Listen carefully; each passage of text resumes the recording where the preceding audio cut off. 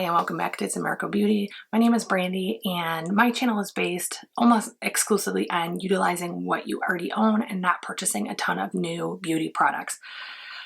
Most of my videos concentrate on pan challenges and most of those are in makeup. However, I do have a passion for skincare and fragrance as well, so those can be dabbled in there every so often. In case you're new to my channel, I do one intro for all 3 of my pan challenges every month.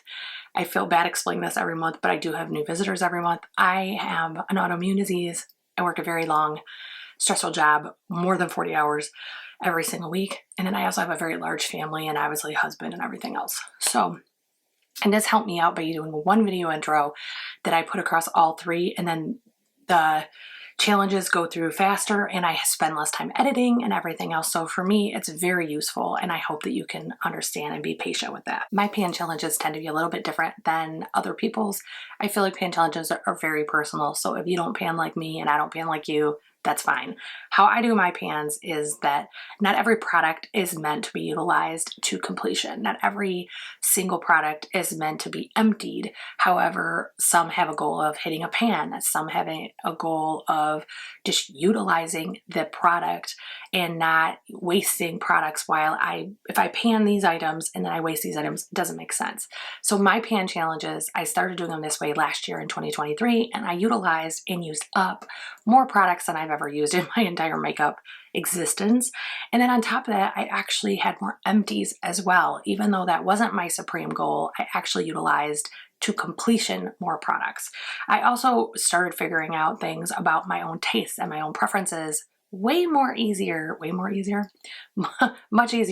in that system than I had in previous pan challenges. So this year I did the same basic system, but 3 different pan challenges. So I have the classic 24 and 24. I feel like a lot of pan challengers like that one. It just matches whatever year we're in. So 20 and 20, 21 and 21, etc. That one tends to be ones I'm going to rotate in and out pretty frequently. It's not necessarily long-term use. I also have a 12x74. These are items I either want to use to completion or I actually want to just get a lot of product used in this time frame. There's definitely products in that pan challenge that there's no chance I could use them by July, but they're products I want to place an important concentration on so that I use as much of them as I can by July 4th. And then the last pan challenge also has 12 items, and that is called Dead to Me. And that means the products are either expired, about to expire, I don't like them, they're almost used up. Like there's a lot of versions for that one, but they're all supremely in the same place. We're trying to either use them up or get as much use as we can before they expire. So I hope that you will like, share, subscribe, ring that bell for notifications. If you like pan challenges, I hope you'll stick around and check this out. And let's get started on the next pan challenge. Thanks again for your patience on waiting through that repeated intro. It saves me so much time. I cannot even explain my appreciation to you guys for not complaining about that. So this is my 12x74. A lot of these products, the goal is to finish them by 7/4, but I'm okay if, like there's a few you'll see are glaringly clear. There's no way I'm going to use them by 7/4. But I'd like to just get as much use as I can and show some, ability to use them up. So first one I have is the e.l.f. primer. I have made enormous progress in this. I should be able to finish this in the month of March. I'm trying to figure out, oh, there we go. That's all I have left. That little bitty bit right there. So that one is definitely going to be a use to completion product. Next one I actually did finish. So this is the Jaclyn Hill Brighten Up powder luminous powder in Brighten Up. So it does look like this, and this is just a luminous powder. I actually own more of these in the new container. Let me see if I can grab one easily.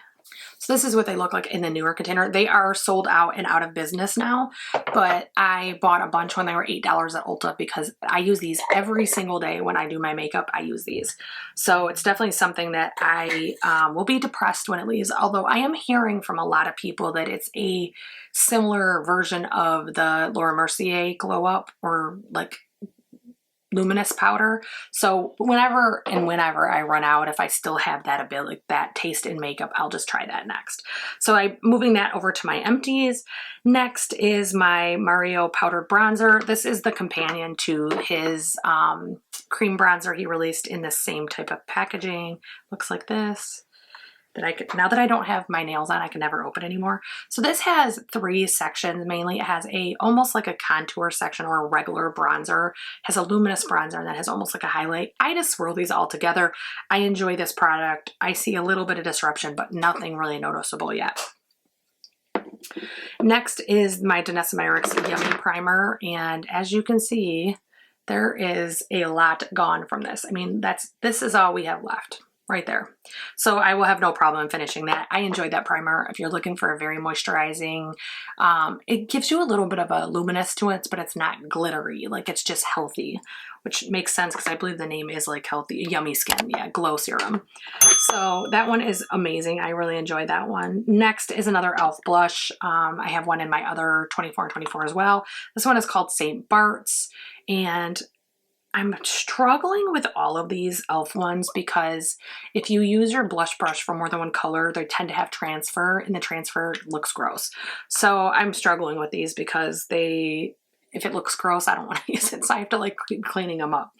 But I know in the scheme of things, not a big problem, but it's just aggravating to me. Next is my Milani color corrector. This is to about, I would guess, less than halfway, about that gold line right there. That's where we're at. And this is one that's easy to use. It reminds me, it's probably a dupe of the very similar shade in Fenty. Their under eye color corrector. This is very similar in consistency and use and everything. Next is my Rare blush, and this is Enjoy. This is like a peachy pink, not even pink, peachy orange. In fact, I'm going to show you, this is another product, but it's basically, this is a like more subservient color of this when you blend it out.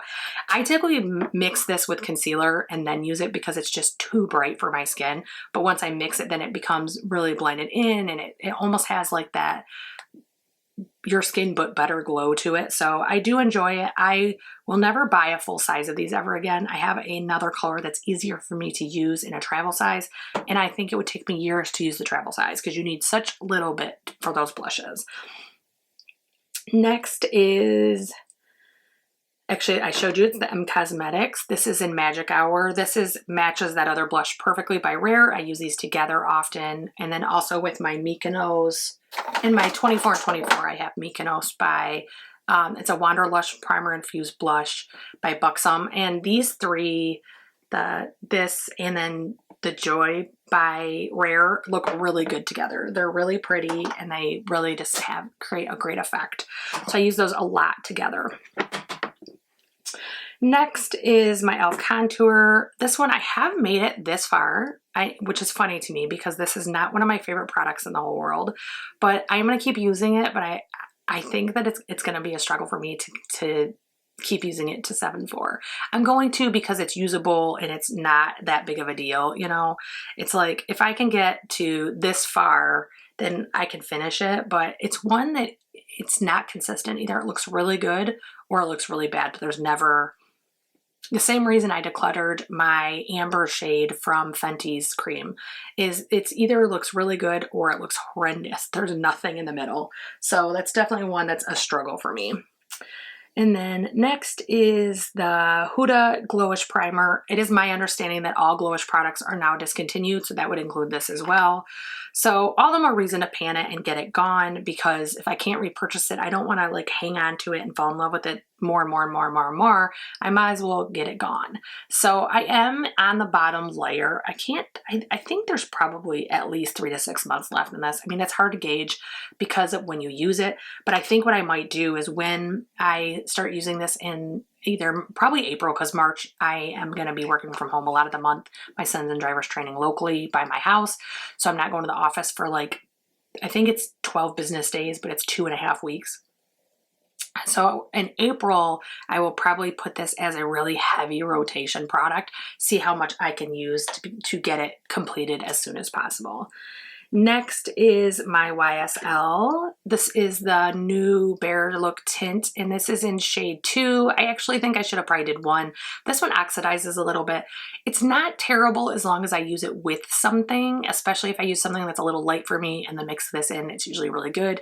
But the whole point of panning is I don't want to have to use more than one product. I want to use this product the most, right? So mixing it with when I'm not panning is kind of a pain in the butt, and limits the amount I'm going to use. But in 2 months, I did use that much. So I think that I'm a little hard on myself and maybe I should just chill out. So that is that one. And then this is probably one of my crowning successes. This is the NYX Honeydew. If you look, there's 2 lines there, and then the actual product is well below those lines. So, and this was just laying on its side a minute ago. If you look how fast this goes, like, it's definitely a movable, pliable product. But this still is not my _1 favorite, but I like this far more now that I've used this much of this product than I did when I first started panning it. When I first started panning that product, it was like, well, it's here, I'll use it. So it's kind of funny how, you know, now in hindsight, now that I've used it for 2 full months, I really, actually more than that, because I started this in last year. I can't remember, November or December I put it in. And I want to think it was December, because I think I'd only used it 1 month. So there was like barely anything gone when I started the year. But I'm really pleased with that. And I'm pleased with the results of my month with a lot of these getting down. If you like pan challenges, I hope you'll like, share, subscribe, ring that bell for notifications. I'm going to film my Dead to Me pan next, and then I also will be doing my empties. I hope you guys will come back and watch those, and I'll see you again soon.